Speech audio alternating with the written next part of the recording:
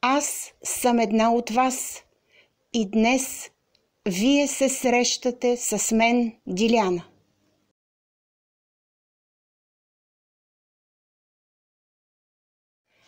Здравейте, приятели! Аз съм Диляна и днес искам да ви разкажа за моите способности. Аз съм родена с тези способности, но във времето те претърпяха огромно развитие, за да се превърна в това, което съм в момента. И така, родена съм в едно малко градче, което се нарича Угърчин и се намира на 30 км от Ловеч. Като дете първите 6 години бях отгледана от моята прабаба, която бе първият човек със способности. Макар да не съм осъзнавала в този период това, малко по-късно го разбрах, тя не ми бе кръвна роднина, но тя бе моята духовна роднина. Тя ме научи на неща, които по-нататък в моя живот станаха символ, верою. Човек да бъде добър, да бъде благ, да прави всичко с любов, да помага и в същото време да върви по пътя си.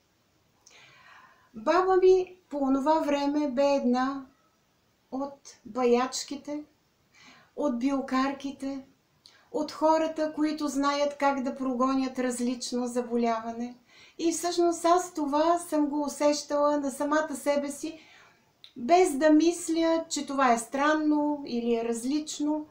Винаги, когато съм имала нужда от помощ, например, изгорена ми е ръката, с някакви думички, които тя казваше, с енергията на ръцете си, изгореното минаваше и не оставаше белег от него. И също много други неща, за които по-нататък в някоя от видеята ще ви разкажа.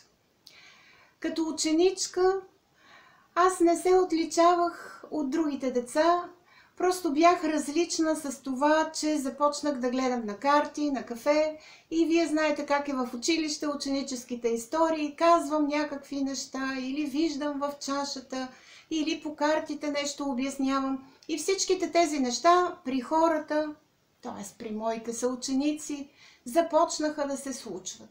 Но аз приемах всичкото това със смях, като на шега и не съм се задълбочавала в тези неща. По-късно, когато бях студентка, способностите ми сякаш се развиха в една малко по-различна посока. Например, гледах някой от колегите, виждах върху него една огромна бяла цифра и му казвах: ти по този предмет ще изкараш еди колко си, или на изпита ще ти се падне еди какво си, или ще имаш конфликт с преподавателя и той ще ти каже това и това, или ще те скъсат. Но никога пак не съм обръщала внимание на тези неща. Аз в себе си се усещах странна и различна, но пред хората аз не изглеждах такава. По-късно, когато се омъжих след университета, родих 3 си деца, преместих се в София, моите способности започнаха да се развиват в малко по-различна посока. Вече можех ясно да определя някакви неща, конкретно да кажа за дадения човек от А до Я, нещо важно от биографията му, но пак не съм обръщала внимание, че нещо мога, което другите хора да не могат. И всъщност бумът на моите способности да се превърна в това, което съм в момента, започна през 1990 година и продължи до 2000 година. През 1990 година съпругът ми бе изпратен на задгранична мисия в бивша Югославия. В Белград до момента аз не бях ходила никога, не знаех сръбски и когато стъпих за първи път там, аз усетих нещо странно. Изведнъж получих дежавю. Аз познавах този град. Аз можех да кажа, ако застана в началото на улицата, тя докъде стига, какво има на края на улицата. В главата ми започнаха да нахлуват предишни преживявания от предишни животи. Това за мен бе толкова странно и необяснимо, но някак си улисана в грижите около моите 3 деца, аз не му обръщах особено внимание.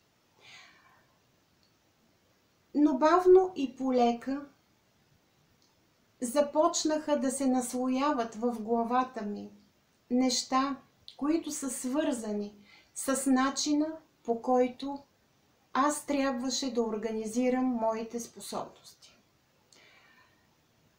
Учех в сънното училище по време на сън много неща и на другата сутрин се събуждах, поглеждах нещо и вече имах обяснение. Разговарях за нещо и вече знаех неща, които никога не съм чула, прочела или учила. След известно време аз проговорих сръбски като сръбкиня, без никога да съм го учила преди това и без да съм общувала с толкова хора на този език. И всъщност това се оказа опит от предишното ми прераждане. В моя живот, в настоящето ми земно прераждане, аз срещнах много приятели, хора, с които съм била в предишни животи, в екс-Югославия, така да я нарека сега Сърбия и останалите републики, и в Русия. Аз винаги съм се усещала едновременно българка, сръбкиня и рускиня. Аз познавам руската душа, познавам сръбската душевност, познавам българската душевност. Просто аз съм била една от всичките тези народи в предишни прераждания. В какво се изразяваше усъвършенстването на моите способности? Връзката чрез моя информационен канал в записите Акаша, или както аз го наричам, в главния компютър, ставаше все по-съвършенна, все по-бърза и ми отнемаше много по-малко време. Аз започнах да виждам минало, настояще, бъдеще за конкретния човек, използвайки така наречения енергиен код, дата, месец и година на раждане. Аз можех да премахвам болка при различни видове заболявания, независимо дали със силата на мисълта си, или като сложа ръка на тялото, или като изобщо не слагам ръка на тялото, а я държа на разстояние. Аз можех да премахвам тази болка, даже ако човекът се намираше някъде в друг град, на друго място или в друга държава. Аз можех да търся предмети, да казвам къде се намират, можех да издирвам хора. Всичките тези неща аз ги пробвах и след всеки опит аз установявах, че това нещо мога да го направя. Всъщност, по-късно аз разбрах, че Бог дава шанс на виждащите да се определят в коя посока те ще работят в кавички, по кой начин те ще изберат сами, защото личният избор е много важен, да помагат на хората и как ще го правят. За себе си аз знаех едно, че един ден ще пиша книги и един ден аз ще пробуждам хората да отворят душите и сърцата си, да отворят духовните си сетива и да приемат мисията или задачките, заради които са дошли на Земята. Връщайки се от Белград,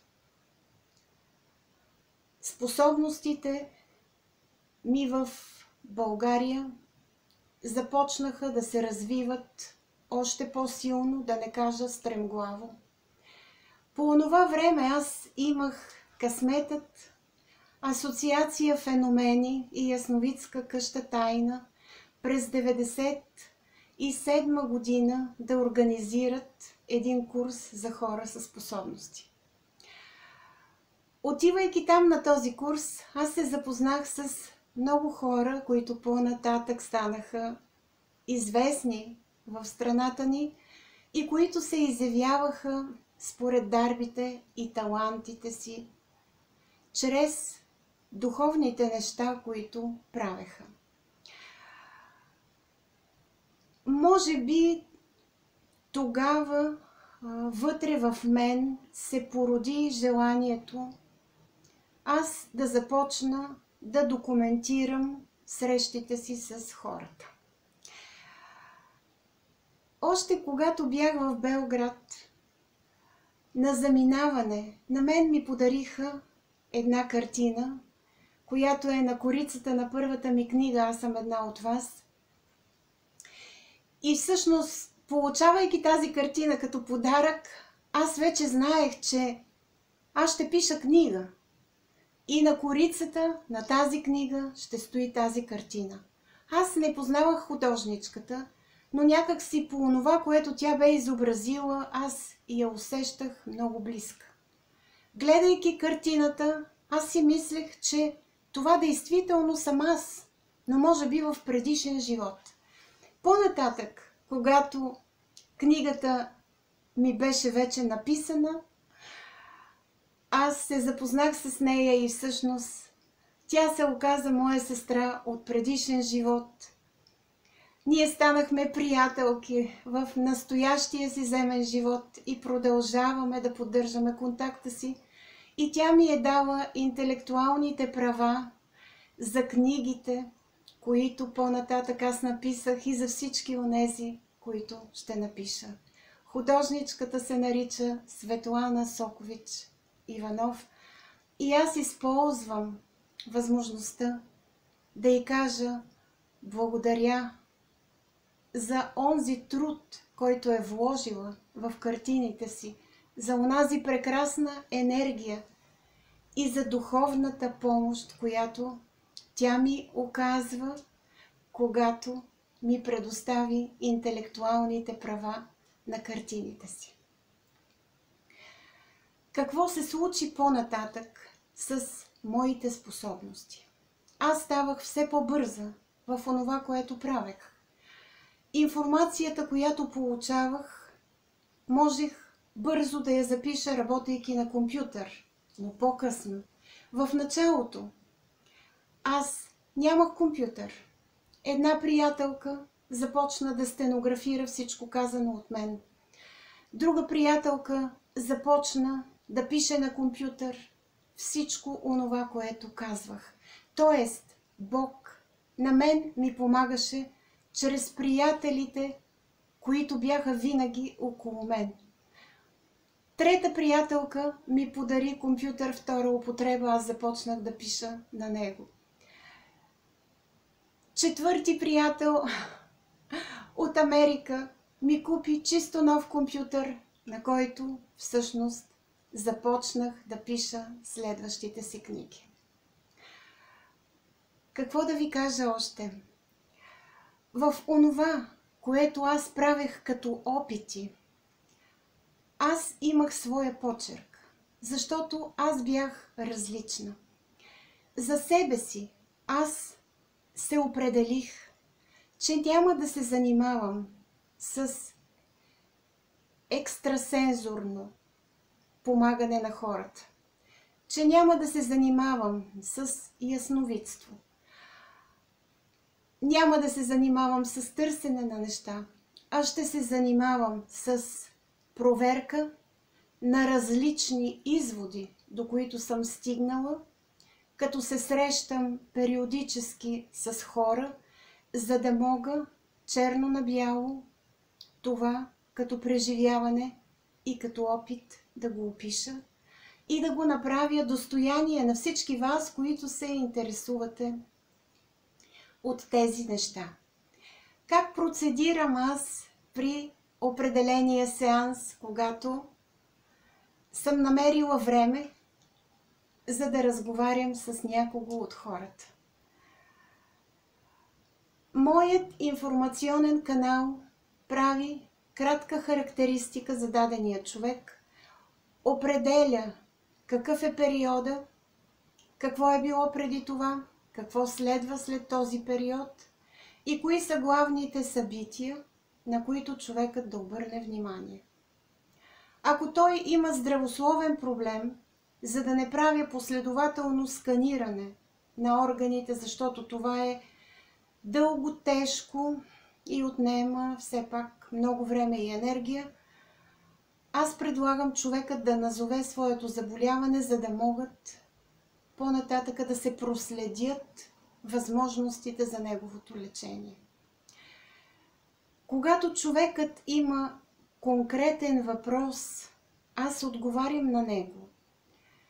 Но аз никога не нарушавам свободната воля на човека, защото той трябва да получи няколко възможности, които по-нататък сам да премисли, за да може да има личен избор.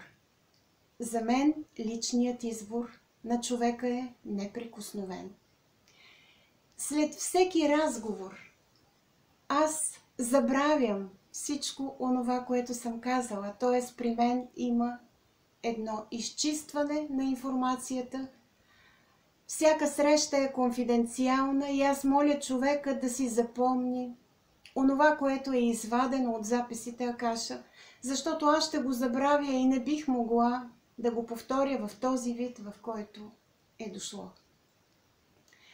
Като човек със способности, аз винаги правя нещата с любов. Все едно са за последен път. Аз винаги се старая да не навредя на човека. Аз съм благодарна, че Бог и добрите сили винаги ми помагат, ако аз изпадна в някаква нужда. Аз съм благодарна на всички приятели, които срещнах в този си живот, защото много от тях са ми приятели от предишни животи, защото те ме подкрепиха по човешкия начин, защото те ми дадоха помощта си, духовна, емоционална, приятелска и материална, когато трябваше да бъдат издадени моите книги. За мен никога не е било важно в този живот да имам пари. Парите винаги Бог ги е пращал, когато трябваше да се издадат книгите ми или когато имах нужда по чисто духовния начин да имам компютър, да седна да пиша или да се появят хора, които да ми помогнат в тази посока. Аз благодаря също и на моите 3 деца, които първи ме разбраха, че в този живот няма да бъда само майка, а че съм длъжна да помагам според силите и възможностите си на хората. В този живот и в тази борба мен ме крепи единствено мисълта, че един ден всички ние, като хора, ще станем по-добри. Нека всички ние да се обединим в доброто и да помогнем тази доброта тук на земята да просъществува. Благодаря ви, че изслушахте моята лична история. До нови срещи с следващите видеа.